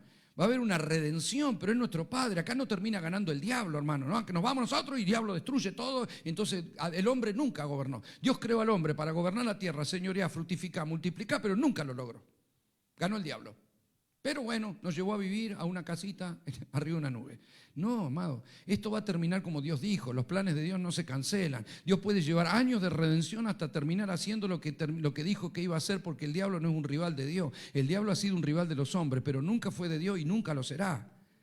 ¿Me está comprendiendo, iglesia preciosa? Entonces la iglesia es revestida y dice: las puertas del Hades no prevalecerán contra la iglesia. La iglesia tiene poder de gobierno espiritual, pero estando en el nuevo hombre. Y viviendo, eso es vivir reino. Vivir reino implica ser sensible a la voz del Espíritu para que Él me gobierne. ¿Por qué? Porque si mi vida pasó por la cruz es para obtener vida nueva, como dice Romanos 6. ¿Ve? Cuando Cristo murió, nosotros morimos en Él. Cuando Cristo resucitó, nosotros resucitamos para vida nueva. Es vida nueva, no es vida transformada. La gente va a ver tu cambio. La gente va a decir: ay, ¿cómo has cambiado? Es verdad, nosotros tenemos que saber que es la madurez de la vida nueva que he recibido lo que produce una transformación. Entonces sí, cuando está el Espíritu del Señor, ahí hay libertad y somos transformados de gloria en gloria. Claro, pero eso lo logra la nueva naturaleza que recibimos, porque el ir muriendo a mí mismo, la maduración de la vida del Espíritu va provocando la fructificación. Entonces cuando la gente ve fruto del Espíritu, dice: ¿cómo has cambiado? Claro, la gente va a ver cambio. Vos tenés que saber que no es cambio, es la vida de Cristo que empieza a expresarse a través de tu vida. Entonces cada vez lo ven más a Cristo y menos a vos. ¿Me está comprendiendo, iglesia preciosa?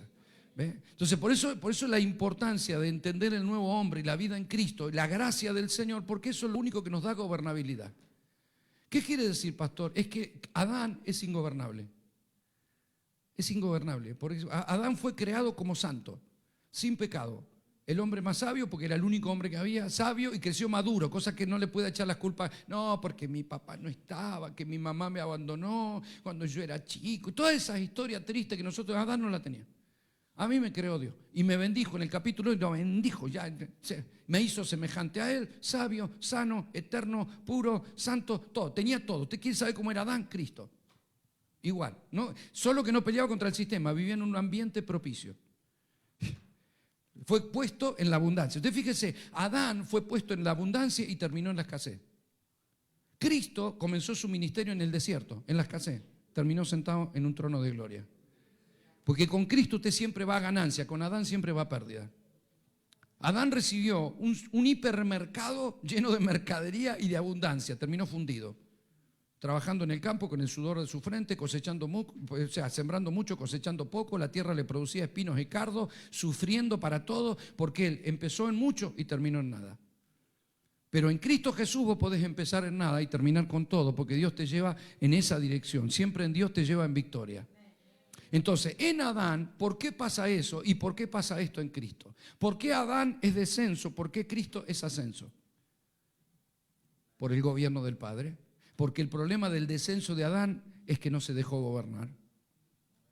¿Y cuál es el ascenso de Cristo? Que se dejó gobernar, que se despojó de sí mismo, que no tuvo como cosa que aferrarse el ser igual a Dios, sino que se despojó de sí mismo y se humilló hasta la muerte y muerte de cruz. Y siendo hombre, se humilló para servir a los hombres. Por eso le fue dado un nombre sobre todo nombre y llegó al ascenso máximo que puede llegar un ser como él. ¿Por qué? Porque fue bajo el gobierno del Padre. Todo lo que hizo fue bajo el gobierno del Padre. Un cristiano y una iglesia que no vive bajo el gobierno de Dios, no le va a funcionar, porque Dios no está para inflar nuestros planes, Dios está para manifestar su propósito. Entonces, la letra chica del contrato de la regeneración es: mi vida no me pertenece, soy de Cristo. Entonces yo tengo que morir a mis planes para abrazar su propósito, y el propósito magno de Dios es en Cristo Jesús. Ahora, hay un propósito para cada uno, un plan de vida para sí, porque todos tenemos diseños diferentes, pero todos se apegan al macro diseño de Dios. Porque la iglesia es un diseño corporativo, no individualista. O sea, cuando nosotros cantamos, yo he venido a alabar a Dios, no sé a qué has venido tú. No, acá tenés que saber para qué vino tu hermano y discernir que todos somos un cuerpo. Y que tu santidad puede ser personal, pero nunca será privada. ¿Por qué? Porque lo que haga usted me afecta a mí, lo que hago yo lo afecta a usted. Por eso nos afectamos solos, y hoy mucha gente estúpida sube a YouTube comentarios críticos contra la iglesia y sin darse cuenta que se está pegando cachetadas solo. Pues yo estoy denunciando lo falso. ¿Y quién soy? El detective del reino soy. O sea, si va a denunciar algo, que sea acá, en nuestras congregaciones. Acá yo le puedo decir: hermano, tenga cuidado, porque vio que hay unos falsos, que hay unos ladrones, que hay esto, que nosotros lo decimos acá, pero no en YouTube, hombre. Que la gente mira eso y la gente está leyendo las cosas que pasan y que hay en la iglesia. Y yo, viste, que vamos a la iglesia, ni loco hoy, mirá, dice que te roban, dice que esto, mirá el otro, mirá el adúltero mirá el otro falso profeta que dijo una cosa. Nosotros solitos sacamos los trapos a ventilar cuando Cristo nos dijo que va a haber falsos profetas, falsos apóstoles, falsos maestros, falsos pastores, falsos hermanos, falsas unciones, hay falso todo.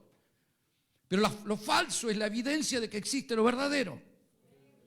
Entonces nosotros viste, es verdad, y lo compartimos. No, hermano, comparta la fe, ponga un versículo, hable de Dios, hable bien de la iglesia es preciosa, la iglesia es gloriosa, la iglesia es santa, no la desnude, no le pegue, no le tire piedra, porque es la novia de Cristo, y cuando la mirás en Cristo Jesús, la iglesia es perfecta, es pura, es santa, porque la vas a ver a través de Cristo Jesús. La mirá de abajo, siempre va a haber una piedra para tirar.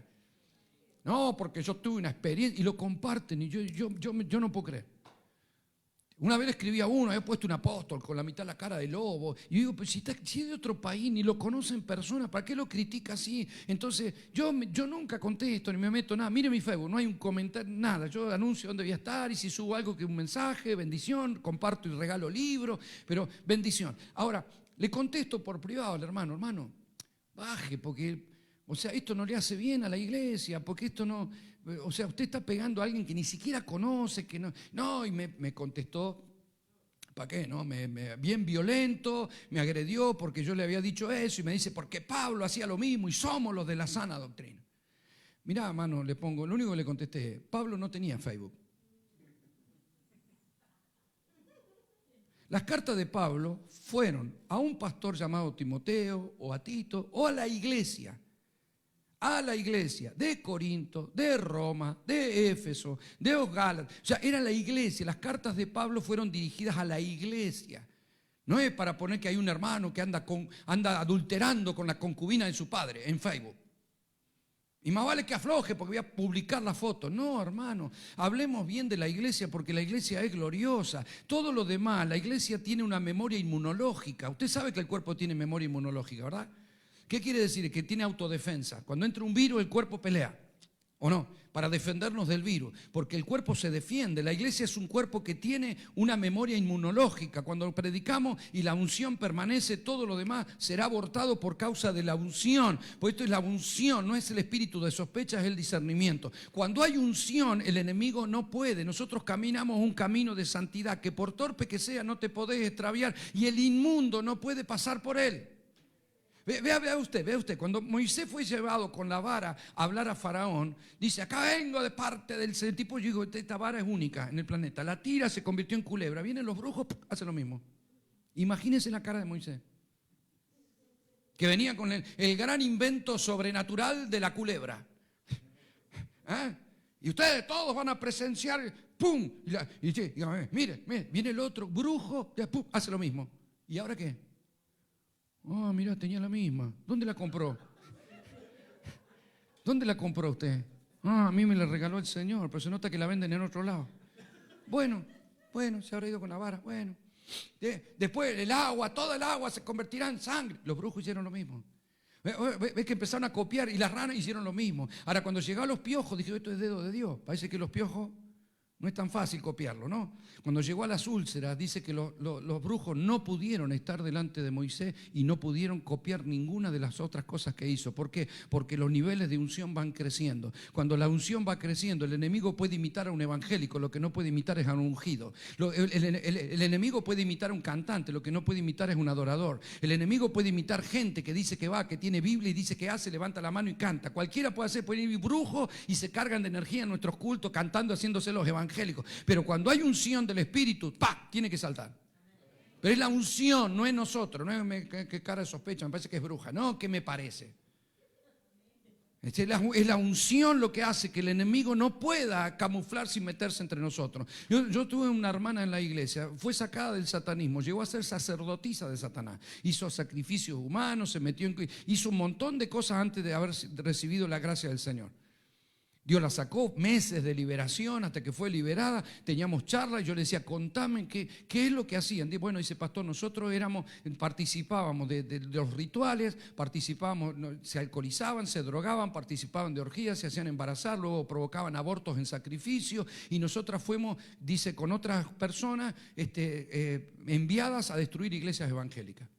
¿Y qué hacían? Nosotros entrábamos, cantábamos, hablábamos en lengua, pero eran lenguas diabólicas, y cantábamos y nada, nos presentábamos como serviciales, como queriendo. Entonces dice, ¿qué hacían? Nada, dice, nos decían bienvenido, qué lindo que esté, qué bueno que esté. Y hay lugares donde a las 2 semanas estábamos cuidando a los chicos en la escuelita.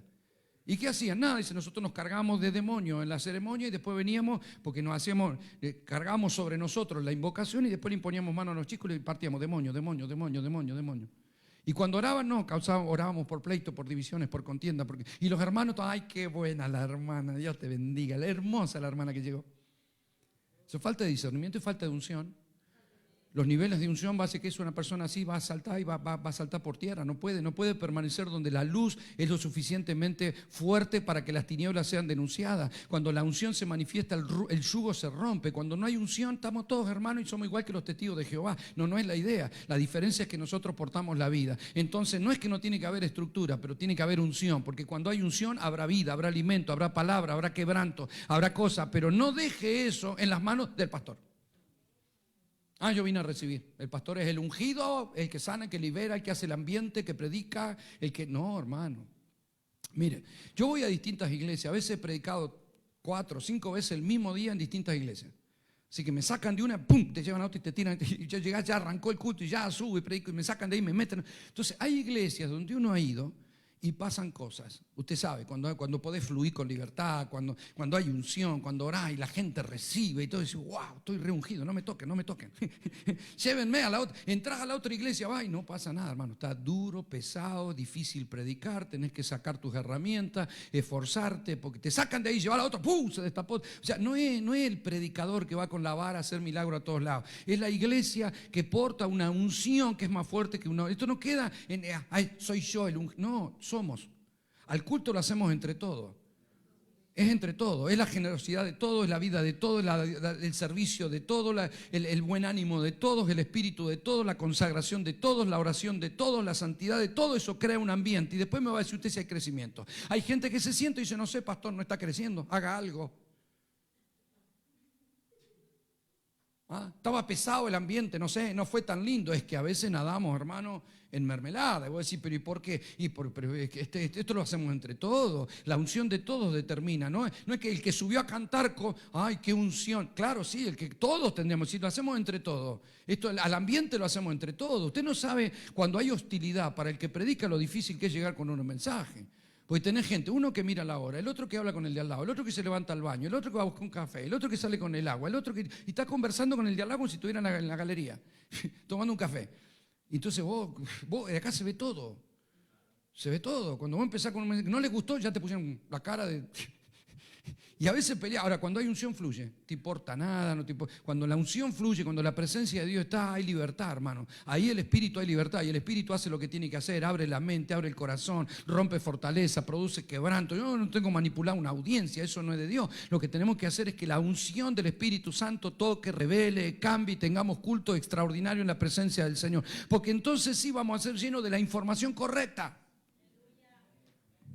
O sea, la gran virtud de Jesús era tener la capacidad de escuchar al Padre con la suficiente sensibilidad para hacer lo que el Padre quería durante el día. No lo ves a Jesús haciendo cosas porque se le ocurrió. Bueno, ¿qué puedo hacer esta mañana? Voy a ir al cementerio a resucitar. Eso sería un buen milagro. Voy a resucitar a alguno y se va al cementerio a ver si saca alguno para que alguien lo registre. Traigan los fotógrafos que hoy vamos a levantar. No, amado. Él lo dice en la oración que hace en la tumba, delante de la tumba de Lázaro. Padre, yo esta oración la hago para dar testimonio delante de ellos, pero tú y yo ya lo hablamos esto. Esto ya está conversado. Yo no vengo al cementerio a resucitar a mi amigo. Vengo al cementerio porque es tu voluntad y si no lo dejo que se muera. Pues Jesús no andaba negociando eso, no se movía por sentimiento, hacía lo que tenía que hacer, lo que el Padre le decía que hiciera, Él lo hacía. Por eso nunca pecó. Pecado es hacer algo que Dios no te dijo. Por eso todo lo que no proviene de la obediencia de Dios y de la fe, ¿qué es? Pecado. ¿La fe qué es? ¿El resultado de qué? De oír. Si no oigo no tenés fe, solo tenés un deseo. El reino tiene que entender cómo es el fundamento de la fe. La gente dice, yo tengo una fe que me voy a poder comprar una casa. Eso no es fe, eso es gana. Tenés gana, bienvenido al club, todos tenemos ganas de comprar algo. ¿O no? ¿Cuántos tienen ganas de comprar algo? Claro, no significa que tenga fe. ¿Y cuándo tengo fe, pastor? Cuando Dios te habla ese algo. Si Dios no te habló ese algo, vos no tenés fe, porque el documento legal por el cual usted funciona, la fe es legalidad del reino, la fe, todo es otorgado por gracia, pero viene a nosotros por medio de la fe. Cuando vos decís, nosotros somos salvos por la fe, no dice la Biblia eso, la Biblia dice somos salvos por la gracia, por medio de la fe. La fe es un medio entre la gracia y mi persona. Yo no puedo acceder a lo que Dios tiene para mí si no es por fe. De la misma manera que no puedo ir a comprar un auto si no tengo plata. Entre el auto y yo hay algo en el medio. Pero vos cuando vas a una agencia te muestran el auto y te dicen hermoso. Y vos decís, ¿me lo puedo llevar? Claro, te dicen, claro. Pero tiene que pagarlo. El único detalle. Pero usted me paga y se lo lleva. Pero si yo quiero me lo llevo, yo me lo llevo. Ahora, ya mismo se lo... Le llama al empleado, limpiáselo un poquito que se lo lleva. Pero están esperando que les dé la pena. No podés llevarte. ¿Querés llevártelo? Te meten preso. Porque es un delito. Usted no se puede llevar sin pagar. En el reino es igual. Todo es por gracia, pero si Dios no te lo habló, no te lo otorgó. Si no te lo otorgó, no tenés derecho a reclamarlo. Por eso hay muchas oraciones para pedir cosas que Dios ni Dios quiere que las tengamos. Nosotros estamos ahí, Padre, te pido, y lo quiero convencer y me meto en ayuno. El ayuno no es para convencer a Dios, es para afinar tu espíritu y afinar tu oído espiritual para escuchar a Dios. ¿Me está comprendiendo? Cuando el Señor dice este género no sale sin oración y ayuno, le dijo la incredulidad, porque lo que necesitas es tener fe. Es decir, que Dios te lo diga. Cuando Dios no te lo dice, andás haciendo cosas a tu antojo y no funciona así. Necesitamos estar dirigidos por Dios. Si vamos a vivir reino, es que Dios me dijo. Si Dios me dijo, tengo derecho a reclamar. Aún algunas cosas que a mí me parecen lícitas y no lo son. Nosotros tuvimos que sobrellevar una situación que, a mí me enseñó muchísimo. Yo pertenecía a una iglesia de Neuquén y la pastora amorosa, divina, una sierva de Dios extraordinaria, una mujer todavía joven, con un hijo que se estaba casando, con un montón de ilusiones de ver su nieto y de cosas que quería vivir, y le agarró cáncer. Entonces los primeros síntomas fue, vamos a orar por la pastora. Entonces toda la institución estaba orando y mandábamos a pedir oración. Yo tengo un equipo de intercesores, les escribo, les digo, vamos a orar porque parece que le salió un diagnóstico. No tenía nada, empezó como a detectar primero, ¿no? Es decir, que la operaron, le sacaron unos nódulos y entonces oramos. Lo primero que me dicen los intercesores es, dice el Señor que se la va a llevar. No, le digo, ¿cómo vamos a orar, hermano? No puede ser, si ya andaba bárbara, todavía no había pasado por quimioterapia, no tenía dolores, apenas le habían hecho una pequeña operación. Dice el Señor que se la va a llevar. Bueno, dice, pastor, eso es lo que nos dice. Digo, yo no le puedo decir eso al marido, ¿verdad? Está orando por la sanidad de su esposa y digo, no, dice el Señor que se la lleva. No, yo no voy a decir nada, hermano, oremos, sigamos orando, que Dios... Ella empezó el proceso de su enfermedad, cada vez peor, empezó con la quimio, empezó con el dolor, empezó con la morfina por los dolores. ¿Sabe lo que el Señor dijo a los intercesores? Díganle que clamen por mi voluntad, porque me la voy a llevar, la están haciendo sufrir. La están haciendo sufrir. Porque la iglesia tiraba de abajo y Dios dice, me la quiero llevar, a ver si aceptan mi voluntad o qué. O yo tengo que hacer lo que se le da gana a ustedes. Es mi voluntad. Lleva, ¿usted quieren mi voluntad o quieren la de ustedes? ¿Usted quieren lo mejor que yo determino porque creen que soy justo o están cuestionando mi decisión? Esa es la verdad. Entonces ella entró en un proceso de gran dolor, ¿no? Y entonces yo le dije a los intercesores, vamos a cambiar nuestra oración, vamos a pedir que el Señor le revele al pastor lo que está ocurriendo. Entonces un día voy a la casa, me voy a comprar comida con él, en el auto me dice, ¿sabe qué? Te voy a confesar algo, no quiero decirlo a nadie, pero yo siento que se la va a llevar el Señor. Le digo, bueno, eso es lo que está diciendo los intercesores, ¿viste? Dice, yo ahora entiendo, dice que esto es la voluntad de Dios. ¿Qué le pidió a la iglesia? Hermano, a partir de ahora, le dijo el pastor, vamos a orar todos para que se haga la voluntad de Dios. Se la llevó. En paz, contenta, feliz. Y vos decís, ¿qué pasó? ¿Qué es lo que cambió? Nada, que pedimos la voluntad de Dios. ¿Es tan difícil entender eso? Nosotros no, vamos a reforzar los equipos de ayuno y de oración. Nosotros se murió y queremos que resucite, Padre. Sácame la gente, levanta. Ya, a ver, puede ser si Dios te dijo, si Dios no te dijo, deja que se haga la voluntad de Dios porque Dios sabe lo que es mejor, aunque no lo entiendas. Reino no es hacer que Dios haga lo que nosotros tenemos antojo de que haga en esta tierra. Dios es resignarnos a su voluntad sabiendo que los planes de Dios son buenos, agradables y perfectos. Que a veces no los entiendo, no. A veces no lo veo, no. A veces no entiendo el desierto, no entiendo lo amargo, no entiende. Pablo tuvo que pasar por la cárcel, por la soledad, por la angustia, por ser apedreado. A vos te apedrean, vos te tenés que parar y decir, pues si me mandó Dios, ¿por qué me tiran piedra? ¿Por qué Dios permite? ¿Cuál es nuestra expresión? No, Dios no va a permitir, hermano. Dios va a permitir. Si no, el diablo va a tirar. No fue. A ver, Dios lo permitió. Y lo agarra un naufragio. Y Dios le manda un ángel para decir, van a naufragar. Pero mandame un ángel y decime que calma las aguas. No, van a naufragar. Pero tranquilo, no va a morir ninguno. Te vas a raspar un poco, pero voy a decir, si sos Dios, que calmás las tormentas, encima me manda un ángel para que hable conmigo, calma la tormenta y llegamos a la costa y se terminó el problema. No. Se va a destruir el barco, todos golpeados, todos machucados, pero no muere ninguno. A ver, no estamos para discutir por qué en la soberanía de Dios determina eso, pero lo hizo. El tipo está todo con frío, se calienta en el fuego, lo pica una víbora. Es como para ponerte a preguntar, no me habré metido en el lugar incorrecto, yo no soy testigo de Jehová, ¿qué estoy haciendo? O sea, no entiendo cómo Dios va a permitir que a su siervo lo pique una víbora. Porque en un momento Pablo ha dicho, ¿me moriré o qué? ¿Será que termina acá o tengo que continuar? Al rato se dio cuenta que no le había hecho nada y siguió caminando. Amado, no entendemos nosotros cómo Dios se glorifica, pero déjeme decirle que todos los mártires que han dado testimonio a través de la historia en la iglesia no fueron un descuido de Dios, fueron gente que Dios determinó que tenían que padecer para la gloria de Dios, para que ellos den testimonio. Por eso son mártires, que dieron testimonio de la voz del Espíritu y preservaron la palabra, aunque morir era hacer la voluntad de Dios, murieron y algunos cantando una alabanza. Cuando hay gente que le tenés que matar para que cante la alabanza. ¿Me está comprendiendo, iglesia preciosa? Es decir, que nosotros no entendemos eso. No, Dios no lo va a permitir. Dios no lo va a permitir, no va a pasar, me lo voy a comprar, tengo fe. No, amado, nuevo pacto es nuevo hombre. El nuevo hombre es obediente. La vieja naturaleza es obediente. Adán, vos lo podés educar. ¿Sabe una cosa? Yo tenía gente que había discipulado en la iglesia. Entonces un día le digo, Señor, ¿por qué yo lo discipulo? Llevo como 2 años, le doy cartilla, le doy los audios, le doy las cosas. ¿Por qué este tipo no funciona? Y Dios me dijo, porque está educando a Adán. Por eso yo lo saqué de ahí. Y yo quedé impactado. Me llevó unos días a tratar de comprender qué es lo que decía. Adán, vieja naturaleza. ¿Qué estoy tratando de hacer? Educando a un pecador. ¿Qué era Adán? Pecador. Yo no estaba discipulando, estaba educando a un pecador. Entonces Dios me dijo, trabajad sobre los renacidos, porque la iglesia no crece educando pecadores, sino edificando renacidos, para que los renacidos maduren y salgan de la madurez de niños y se conviertan en gente efectiva. Entonces me di cuenta que estaba trabajando con gente que, claro, el tiempo se fueron porque no estaban convertidos, estaban convencidos de que tenían ganas de estar ahí. ¿Ve? ¿Me está comprendiendo, iglesia preciosa? Vos podés ser Jesús, tenés 70, son tus discípulos, entre comillas, y se fueron todos. Jesús los mira a los dos y ustedes también se quieren ir. Tengo problema. Si son parte del propósito, quedarán. Y si no, se van. No importa, vendrán otros. Porque yo no dependo de esto. Yo no estoy en el libro de números. Yo no ando peleando y si tiene que estar.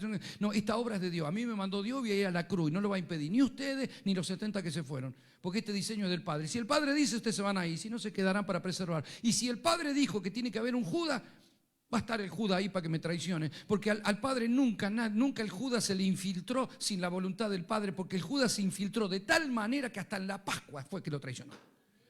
Decís, qué precisión para ser traidor. No, es que Dios está metido en todas las cosas. Cuando usted tiene un problema, Dios no es ajeno a tu problema. Lo que pasa es que usted tiene que saber cuándo una tormenta es de Dios y cuándo una tormenta es del diablo. Entonces yo, ¿qué tormenta preferís? ¿Las de Dios, pastor? No, porque las del diablo usted las puede reprender, porque es un ataque por andar de la manera correcta, como se le levantó una tormenta a Jesús y la reprendió. Las tormentas de Dios son como la de Jonás. Te manda una tormenta porque te mandó para Nínive y te fuiste a Tarsis. Se te ocurrió poner un negocio allá y Dios te mira. Y vos le pusiste Jehová Jireh al negocio.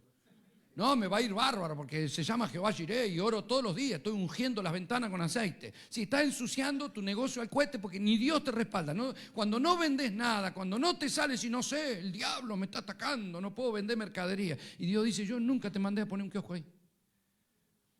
No, es tu negocio. Yo nunca te dije que lo hiciera.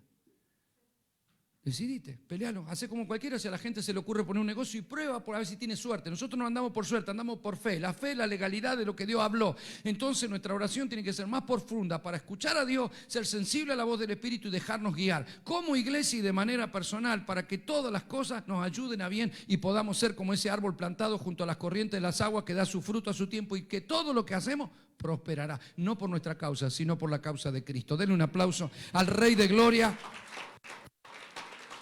Póngase de pie, iglesia preciosa. Vamos a orar al Señor. Diga conmigo, vida de reino. Diga conmigo, vida bajo gobierno. Es muy difícil para el ser humano dejarse gobernar. Por eso yo comencé explicándole a ustedes que la gran característica del sistema actual es la falta de autoridad. La gente no se quiere dejar gobernar.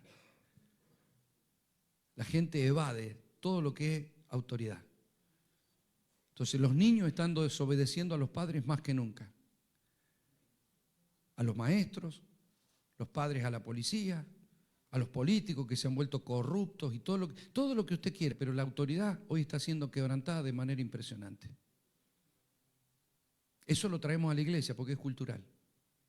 Y hasta que no entendamos que las estructuras son divinas y que las autoridades son puestas por Dios y que debemos respetar, pero que las autoridades tenemos que ser sensibles a la voz de Dios para dirigir el rumbo de la iglesia y los hermanos sensibles a la voz del Espíritu para que juntos podamos avanzar con un propósito que nos excede y que a todos nos conviene morir a nosotros mismos para que la vida de Cristo se pueda manifestar. Hasta que no entendamos eso, la iglesia no va a poder penetrar este sistema con efectividad.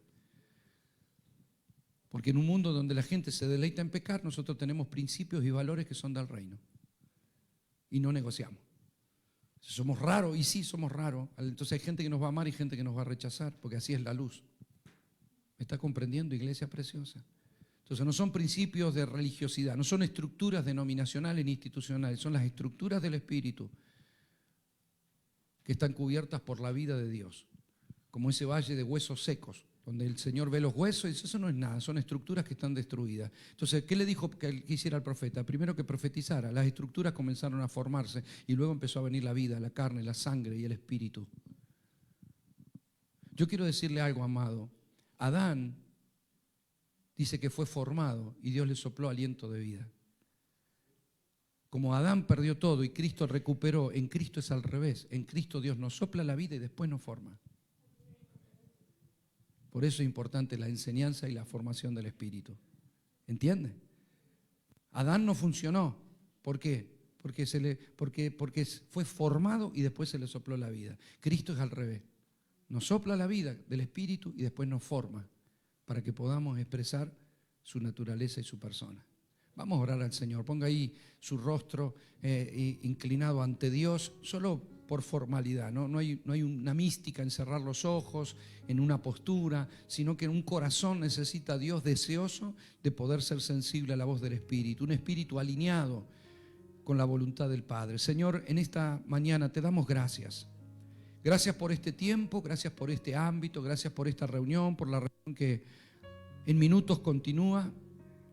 Te damos gracias, Señor, por esta palabra y te pedimos poder ser sensibles a la voz de tu Espíritu en todo lo que nos estás hablando y que tengamos la capacidad de purificar nuestras vidas, de avanzar, de morir a nuestro yo, de vivir con humildad, de ser sensibles a la voz del Espíritu y de renunciar a querer manejar las cosas con nuestras manos, con nuestros deseos, con nuestras fuerzas y podamos ser personas guiadas por el Espíritu, que podamos ser dependientes de ti, sabiendo que Apartado de ti nada podemos hacer.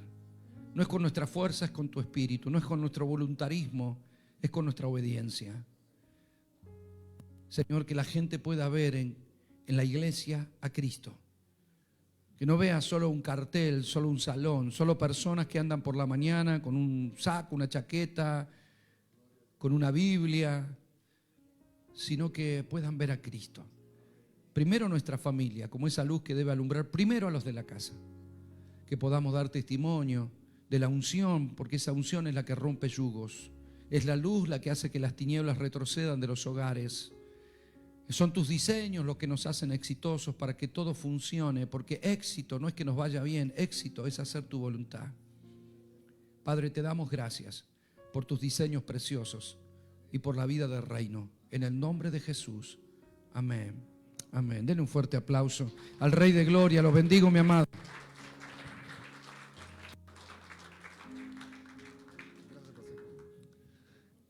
Amén. Vamos a tomar unos 5 minutos y después comenzamos nuestro culto. Amén. Saluda, bienvenidos todos. Saluda a su hermano, su hermana. Gracias, Pastor Osvaldo.